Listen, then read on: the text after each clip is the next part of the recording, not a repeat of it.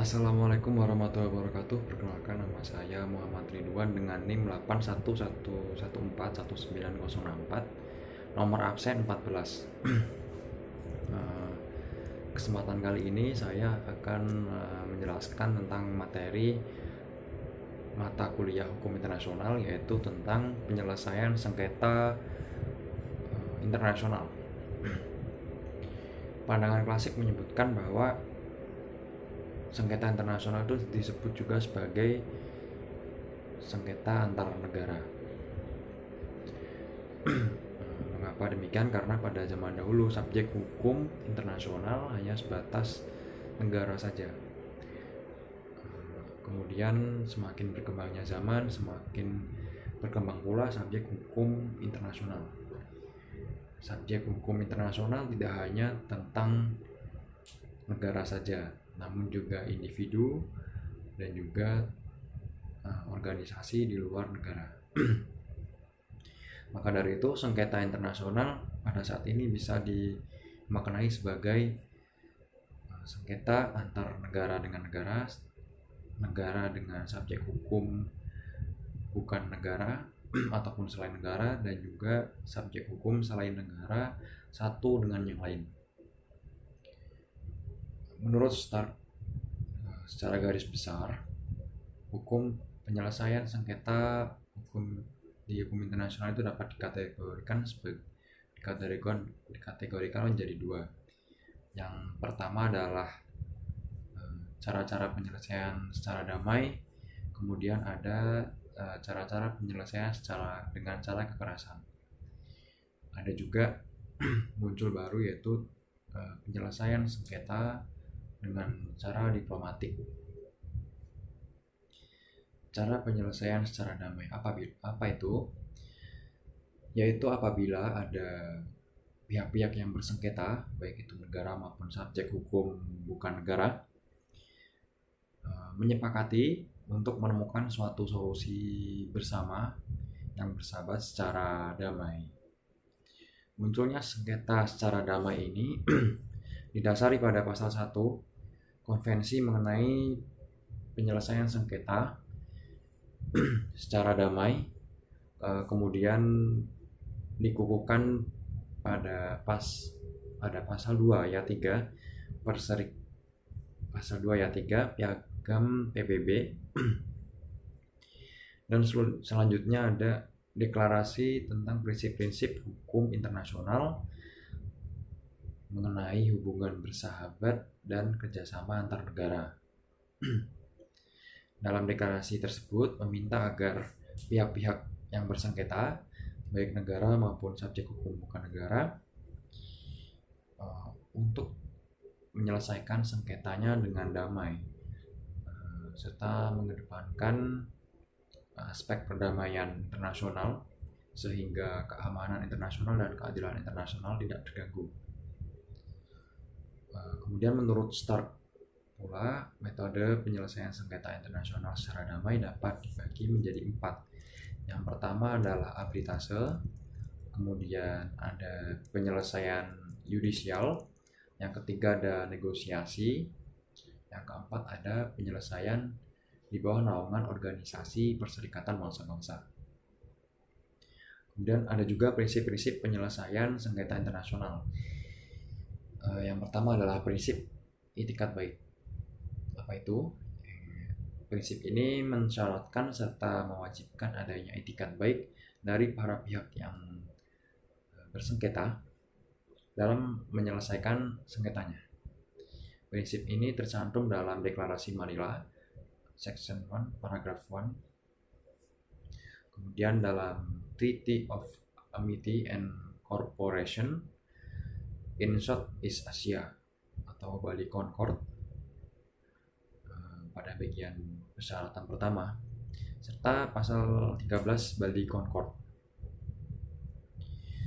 Kemudian yang kedua adalah prinsip larangan menggunakan kekerasan.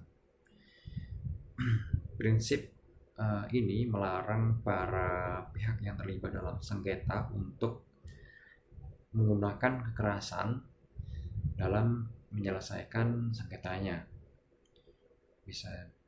dan juga larangan untuk menggunakan senjata. Prinsip larangan penggunaan kekerasan maupun senjata dalam menyelesaikan sengketa internasional ini termuat dalam pasal 13 Bali Concord dan paragraf 4 pembukaan deklarasi Manila. Kemudian yang ketiga adalah prinsip kebebasan memilih cara-cara penyelesaian sengketa. Prinsip ini memberi kebebasan penuh kepada pihak-pihak yang bersengketa atau yang terlibat untuk menentukan dan tentu memilih cara atau mekanisme terbaik bagaimana sengketa yang mereka alami itu akan diselesaikan. Ataupun prinsip ini juga dikenal dengan nama Principle of Free Choice of Means. Prinsip ini didasarkan pada pasal 33 ayat 1 Piagam PBB dan Section 1 paragraf 3 serta pasal 10 Deklarasi Manila dan paragraf kelima dari Friendly Relation Declaration. Kemudian yang nomor 4 ada prinsip kebebasan memilih hukum yang akan digunakan dalam menyelesaikan sengketa internasional. Apa itu maknanya? Maknanya adalah para pihak yang bersengketa ataupun terlibat dalam sengketa internasional mereka diberikan kebebasan secara penuh untuk memilih kepatutan dan kelayakan serta memilih hukum apa yang akan mereka terapkan pada pokok sengketa mereka. Kemudian nomor 5 adalah prinsip konsensus ataupun prinsip kesepakatan dari para pihak yang bersengketa. Prinsip ini merupakan prinsip yang sangat dasar, prinsip yang fundamental, karena tanpa adanya konsensus dari kedua belah pihak maka tentu saja penyelesaian sengketa tidak akan bisa terlaksana dengan baik. Kemudian yang nomor 6 ada prinsip exhaustion of local remedies. Menurut prinsip ini, hukum internasional menetapkan bahwa sebelum para pihak mengajukan sengketanya ke pengadilan internasional, maka langkah-langkah penyelesaian sengketa yang tersedia atau diberikan oleh hukum nasional harus lebih dahulu ditempuh. Jadi tidak bisa, lebih baik tidak dibawa dulu ke pengadilan internasional. Kemudian ada yang nomor 2 yaitu tentang cara penyelesaian sengketa secara paksa atau dengan kekerasan.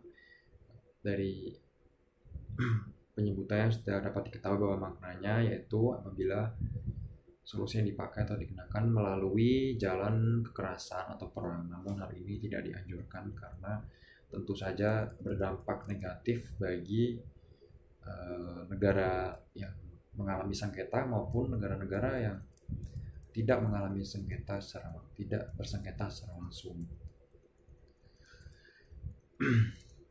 Kemudian ada pula cara-cara penyelesaian sengketa dengan cara diplomatik. Nah, penyelesaian sengketa secara diplomatik dapat melalui 5 cara, yaitu yang pertama adalah negosiasi. Negosiasi merupakan cara yang paling tua digunakan oleh umat manusia dalam menyelesaikan sengketa. Negosiasi dalam pelaksanaannya memiliki 2 bentuk utama, yaitu bilateral dan multilateral. Kelemahan utama dalam penggunaan cara negosiasi ini adalah yang pertama, ketika para pihak berkedudukan tidak seimbang, salah satu lebih kuat dan salah satu lebih lemah dalam keadaan ini, maka salah satu pihak yang kuat tersebut akan menekan pihak yang lebih lemah. Kemudian kelemahan yang kedua adalah bahwa proses berlangsungnya negosiasi seringkali lambat dan memakan waktu lama. Kemudian hal ini digerakkan karena sulitnya pemecahan permasalahan-permasalahan yang timbul. Yang nomor 3 adalah ketika suatu pihak terlalu keras dengan pendiriannya, maka suatu negosiasi tersebut juga tidak dapat berjalan dengan kurang baik. Kemudian yang nomor 2 adalah pencarian fakta. Penyelesaian sengketa bergantung kepada penguraian fakta-fakta yang disepakati oleh para pihak. Dengan demikian, para pihak dapat memperkecil masalah sengketanya dengan menyelesaikan melalui suatu pencarian fakta mengenai fakta-fakta yang menimbulkan persengketaan. Cara penggunaan pencarian fakta ini biasanya ditempuh manakala cara-cara konsultasi atau negosiasi telah dilakukan dan tidak menghasilkan suatu solusi ataupun tidak dapat menyelesaikan suatu permasalahan. Kemudian ada jasa-jasa baik. Jasa-jasa baik adalah cara penyelesaian sengketa melalui atau dengan cara bantuan pihak ketiga. Pihak ketiga di sini dia netral dan dia berupaya sebagai pihak menyelesaikan sengketa dengan negosiasi. Fungsi utama jasa baik ini adalah mempertemukan para pihak sedemikian rupa sehingga mereka mau bertemu, mereka mau duduk bersama, mau menyelesaikan masalahnya dengan damai, seperti itu. Kemudian ada mediasi. Apa itu mediasi? Mediasi adalah suatu cara penyelesaian melalui pihak ketiga. Kemudian ia bisa berbentuk negara, bisa organisasi internasional, misalnya PBB ataupun yang lain, ataupun individu, baik itu ahli hukum maupun ilmuwan. Apa sih gunanya pihak ketiga ini? Pihak ketiga ini gunanya adalah sebagai mediator ataupun sebagai pihak yang dikatakan netral untuk mendamaikan para pihak yang sedang bersengketa. Tak hanya mendamaikan, juga dia memberikan solusi ataupun pemecahan masalah mengenai sengketa tersebut. Kemudian ada konsiliasi. Konsiliasi adalah satu cara penyelesaian sengketa oleh pihak ketiga atau oleh suatu komisi konsiliasi yang dibentuk oleh para pihak. Apa sih fungsinya? Fungsi dari komisi tersebut untuk menetapkan persyaratan-persyaratan penyelesaian yang diterima oleh para pihak, namun putusannya tidak mengikat para pihak. Mungkin itu saja yang dapat saya sampaikan. Kurang lebihnya mohon maaf. Wassalamualaikum warahmatullahi wabarakatuh.